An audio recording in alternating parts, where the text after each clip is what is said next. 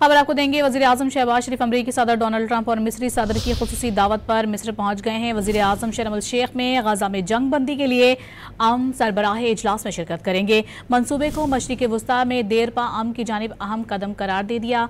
Hamas ने तमाम Israeli यरगमालियों को रिहा कर दिया है। पहले मरहले में 7 और कुछ देर कबल मजीद 13 यरगमालियों को रिहा कर दिया गया। यरगमालियों को रेड क्रॉस के जरिए इजराइल मुंतकिल किया गया।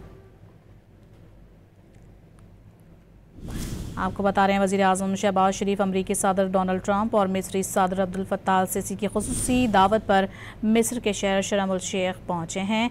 वज़ीर आज़म शर्म अल शेख में मुनक़िदा गजा में जंग बंदी के लिए शर्म अल शेख हम सरबराही इजलास में शिरकत करेंगे। साथ ही अपने नाज़रीन को इस हवाले से बताएं कि वज़ीर आज़म शहबाज शरीफ अमरीकी सदर डोनाल्ड ट्रंप और मिस्री सदर अब्दुल फत्ताह अल सीसी की खुसूसी दावत पर मिस्र के शहर शर्म अल शेख पहुँचे हैं। वज़ीर आज़म शर्म अल शेख में मुनक़िदा गजा में जंग बंदी के लिए शर्म अल शेख अमन सरबराह इजलास में शिरकत करेंगे।